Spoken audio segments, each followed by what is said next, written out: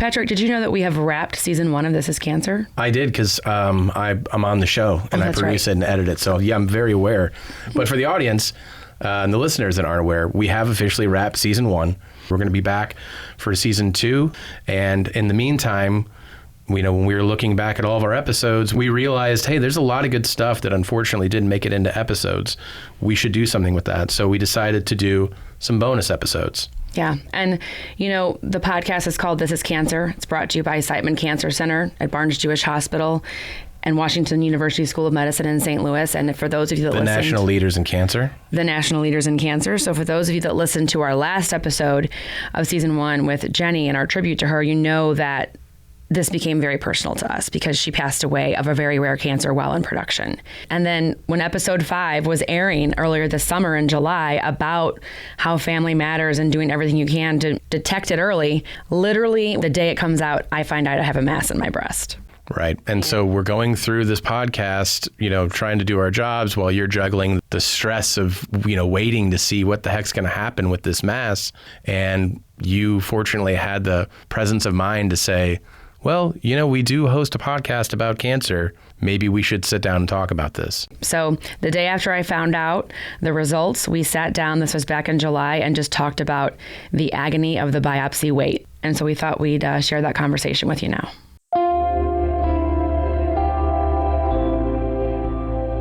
All right. So, this podcast is about being transparent and honest and vulnerable about dealing with cancer for the sake of other people that might be going through it, but also hopefully maybe healing or, cathartic for somebody that has gone through cancer. Everyone that's listening to this podcast knows that I've gone through cancer. I know you've got tons of people in your life that have gone through it. And over the past 2 weeks, you had to go through your first bout with trying to deal with cancer. And it's so raw and real that it just seemed like we should just get in the booth and talk about it. Yeah.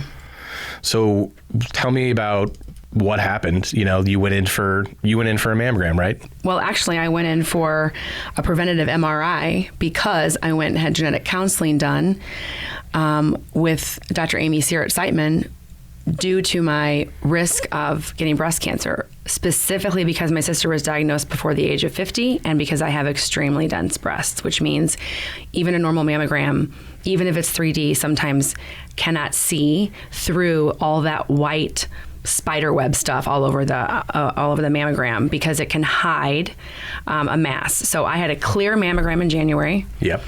I went on Sunday, July 2nd, yes, they do them on Sundays, to get a breast MRI that was preventative because I'm on a regimen of mammogram in January, MRI in July, mammogram in January, MRI in July, every 6 months. This is 10 days ago. This is 10 days ago. And so we were getting ready to take the family to a little lake place about an hour from St. Louis. I was like, hey kids, look at me. I'm going to go get my preventative MRI. I'm so proud of myself for listening. I'm so in the know. Yes. I'm hosting a cancer podcast. Mm-hmm. I'm rubbing shoulders with renowned WashU physicians. We literally just released an episode on this. You're doing your best to be a good advocate. Mm-hmm. You know your family history and your sister's gone through this. Yeah. So you're just going to go do what a good patient would do and check the box and go get your MRI. Yes. And so I did. And I was like, this is totally preventative. It's just like me getting an extra double check. No big deal. I went and had it. Took a total of an hour. Came home. We went off to the lake. Yep. And a couple times during that, my daughter would be like, Mom, did you get results yet? I'm like, no, I'm not even worried about it. And then we left on Wednesday morning from that place to come back home. And I listened to the podcast that we did, episode 5 about family matters. And I listened to Dr. Sear, who also is my doctor, talk about oftentimes when women get this type of screening, especially when they're high risk, there are false positives or a lot of things that sometimes can pop up. And you have to get further things like an ultrasound or a biopsy. So I was fully prepared for that. I listened to it. I'm like, oh, yeah. And then I literally walk in the door and I see there's a voicemail from Dr. Sear. I guess my phone didn't ring or something. And she's like, hey, Laura, it's Dr. Sear. I just wanted to let you know that we did find a mass. I'm sure it's nothing, but we're going to have to go ahead and schedule an ultrasound. Mm-hmm. And so when she said that, I was like, I got a little bit nervous, but then I was like, well, I mean, I have really dense breasts. I mean, okay. So I did not tell anyone but my husband and, of course, my sister. Yeah. And then the MyChart report came in. The dreaded MyChart reports. Right. That like details what they found. I mean, it's literally, I mean, for those of you that don't know, like, here's what my oncologist told me about it, because I would freak out every time I see these reports come in. They essentially just publish what the radiologists wrote and interpreted. So it's very inside baseball. There are medical terms you are not going to understand because you are not a radiologist. And then your oncologist will interpret that, boil it down for you in layman's terms.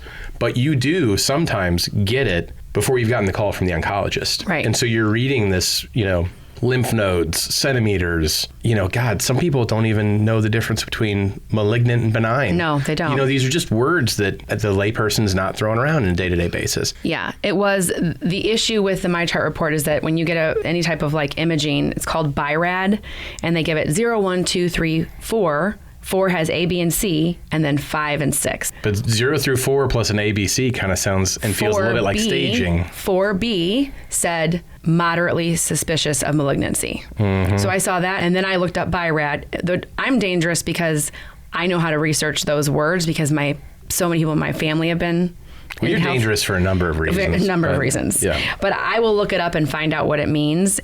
So I immediately inboxed Dr. Sear and said, I just wanted to follow up because it seemed to me that you said that this wasn't really anything to worry about. And then I go to MyChart and it says moderate malignancy. 4B means you have a 10 to 50% chance of it being malignant. Mm-hmm. So that's a really big range, right? Yeah. My sister, who had breast cancer, was a BIRAD 0. They couldn't tell anything, inconclusive. And she had breast cancer. I was a BIRAD 4B. So that's when I was like, oh God.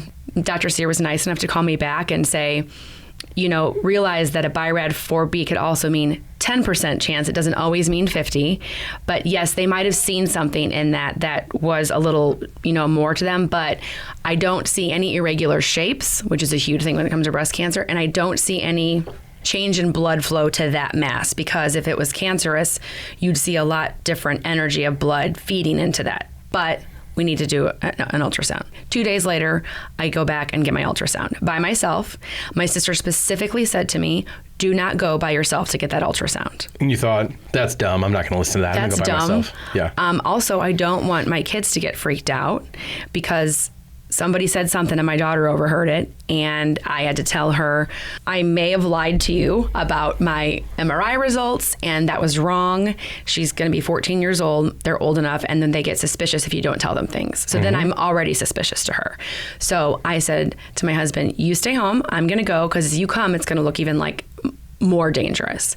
Then we do the ultrasound, and I'm just like, talking into, just making jokes, whatever. Yeah, if I downplay it, it won't be real. Right. And then the lady comes in and she's like, well, okay, so we're going to need to do a biopsy. And I was like, yeah, Dr. Sear warned me there's a lot of false positives. And she's like, well, this could be a fibroadenoma, which is if you have extremely dense breasts, it's almost like all that tissue almost kind of gets bound into a ball and causes this mass. Or because there's irregular margins around it, that would be signs of malignancy. And that's when I was like, I'm sorry. I almost felt like when you hear cartoons, when you hear like something screech really like, the Roadrunner and he screeches, I was just like a record scratch almost. Yeah.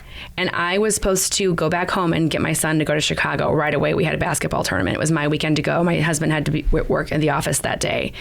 And so then I text him and I say, it's almost 10:30. We had to be at a game at 4:30 in Chicago. I'm like, I need you to bring both the kids down to Central West End. And I need you to bring them here so I can talk to them. Mm-hmm. At that point, my hand's like shaking on the phone. And at the end of the conversation, it was basically, it could go either way. Mm-hmm. And I'm like, I can feel the blood, what it did to my body. What am I going to say to my kids? I cannot not tell them this because they know where I am. And so I told them both. My daughter immediately started crying, and I had my daughter look at me in the eyes, and I didn't cry or anything when I was in there. And I said, I wanted you to see my face so you could see that I hadn't been crying and that I don't look worried, because even if this is cancer, it's the entire reason I did this. We would catch it early. Did you ever worry about your Aunt Cece's life when she had breast cancer? No. Okay, well, we're not going to worry about mine. And then I said, unfortunately, I have got to get in the car and go. So I do all this in like a matter of 45 minutes, kiss my husband, and get in a car for 4 hours by myself, and just told my son, just put some AirPods on, watch a movie. I don't care. Like, I'm not going to. So by the time I got out of the car to walk into the basketball, my whole body, my legs were weak, and I felt like I was holding this like terrible secret when I went in. And I was watching all these parents like cheer on their kids, and I'm just in the back of my mind going, none of this, these people, if they only knew what mattered, like, oh, we didn't make the basket, whatever. I was just like, I'm going to die. Right. So maybe we want to rip the Band-Aid off and have mercy on our audience and let them know that everything is worked out, that you're doing okay. I just got the news yesterday that the mass is benign. Congratulations. Which means there's no cancer. Right. Yes.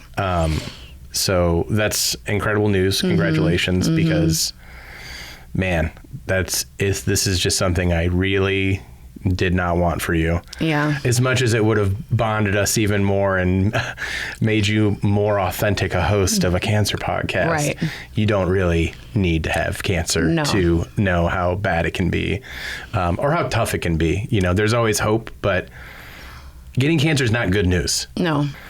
And I remember I called you either that night when I was researching, and I was like, or I texted you and I said, I just want to tell you that I am so sorry that I was like, you're going to be fine. I'm sure it's going to be fine, because I needed people to validate how freaked out I was. And I look back at when I did that with you, I did it with my sister and other people, it's going to be fine, because I couldn't let my brain go to you or Stacy or even Alita or my other friends having cancer. I couldn't let my brain go there. So I would say that, but your brain's already there, sitting there. And if nobody affirms that for you and gives you the right to freak out or be scared, then you feel even more alone. And I finally was able to articulate that to my husband. And I said, please stop trying to be strong for me. I know that you're scared, and just say that to me so I don't feel like a crazy person for being scared. It's not crazy. It's very human to be scared of something like that. It's also very human for somebody not facing that down. Like, you can't know what it's like. You literally cannot know until it's happened to you. I know. So I think, your other tattoo says grace. You need to have a little bit of grace and hopefully have the perspective to know that this person is just trying to help. It's not, they're not being flippant. Like, when you said like, oh, I feel like I should apologize to you, I want to say, oh my, shut up. You don't need to apologize. That's you doing the best you can to give support to somebody that needs support. Right. Now that you've gone through a little bit of this, I mean, I'm sure you've gained quite a bit of perspective on. Quite a bit of perspective. And I'm just going to, for me, I would tell people, if you know anybody going through this in the waiting game is worse than anything, because you have no control. I could go get my MRI, I can go get my mammogram, but then the waiting of like, what's the result going to be? All I could think about is, how are my kids going to handle this? Who's going to run this house? I mean, I was doing all these what ifs, and for me personally, I prayed a lot about it. I would envision taking index cards and putting my worries on it and throwing it up in the air. And I finally, by like... That's kind of insane. Well, it's my process. And what's crazy is yesterday morning, I woke up with total peace. I texted my sister, I texted 3 of my college friends, and my neighbor. I said, I just woke up and I have this really good feeling. And I had another doctor's appointment about something that had nothing to do with my boobs. And I did some stuff with my kids. And at 2 o'clock or 2:15, less than 24 hours from my biopsy, which they said would be 2 to 4 business days, Dr. Sear called me and said, I've got good news. And I was just like, oh my God. Like, I felt such relief for myself, but also for my family. Mm-hmm. I felt such relief for my family, because they were trying so hard to not go there. But I could see my daughter lost like 10 pounds of worry off her face the minute I told her. They understand, I can tell them a million times, this would be totally curable. But when you hear your mom could have cancer, all you can think about is, what if she dies? What's the other percent, Right. And that's all they could think about. What's the percentage of this going wrong? Right. Yeah. And the biopsy was the only part that I got real nervous about when it was time to go in. It's like when you get on a flight and they're like, oh, all right, we're going to be there in about 3 hours. It's going to be pretty bumpy. We're not going to be able to take that seatbelt light off. It's going to be pretty turbulent. And you're like, okay. I mean, they said it. They warned me. And then you hit a big turbulence pocket and people's laptops start smacking the overhead luggage and you grip the seat a little tighter and you start to freak out. I always look around and go, who's going to say the Lord's Prayer with me? Yeah. Who might hold my hand and say the Lord's Prayer as we're going down? Like, you can tell me we're going to have some turbulence. You can tell me that this might come back. It might look a little suspicious and we might have to do a biopsy. But when those gears shift and you're like, shoot, we just moved into third gear here, It's like DEF CON or something, You're like, you feel like you're getting closer to 0 hour or, the nuke's going off or something. Like, just that panic sets in and it's just, it's human nature. It's human nature. Yeah. I mean, I feel my mom and I talked about it last night and she's like, honey, I really give you an A on this. She's like, I mean, I'm a control freak. I'm a producer by trade. I am very self-sufficient. I'm a very strong person. And it was a very good test in what Larissa kept telling us in episode 2, and she tells me all that, is to surrender to what is. And I really finally got there and thought, wow, if this is how I'm going to feel today, if I can wait till Friday, I'll be fine. And then it was almost like as soon as I surrendered, I got my answer. It was bizarre. That's how I look at it. And I was just like, okay. And then, of course, the next question was, are we going to have to go through this again next year? And my answer was maybe, but we might find another mass. We might have to get another biopsy. It's very common with women in my situation. But the good news is that I can decide to say when and decide if this happens a couple more times, I can't take this anymore and I can get both my breasts removed. Do you think you understand both? I mean, you probably did even before this scare, but has this experience given you any more clarity into those two mindsets of like, all right, we got to keep it up, and no matter how many times we got to do a biopsy, it's worth it, versus I can't go through this? Like, could you see yourself going either way on that? I could see myself saying I can't put my family through this more than a couple of times, and not meaning I'm not going to get screened anymore, but like, let's just stop this madness. I could see me doing that. And it was funny because I posted something last night. What does that mean? Let's just stop this madness? Like, let's get a mammogram, or let's get a double mastectomy. I don't want these on. I don't want this fear, and I don't want this risk on me anymore, because it is a risk. It's a 42% risk of getting breast cancer that I'm walking around with the rest of my life. The other side of that is I've watched so many people in my life go through a double mastectomy. It is not a cakewalk. It is not easy. It's a major surgery. Yeah. And there's all this thing you have to think about afterwards. Are you going to get nipples? Where's the scar going to be? What kind of implants are you going to get? What if they flip? Like, they will never look the way that your natural breasts look. It's not a breast enhancement.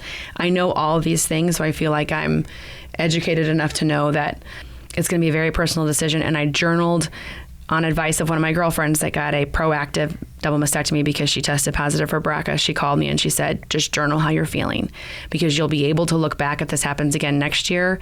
It's kind of like remember. Mm-hmm. But I'm so glad I did it. Yeah. I'm so glad I did it, and I understand the importance of it, and I feel like I have an even greater insight to.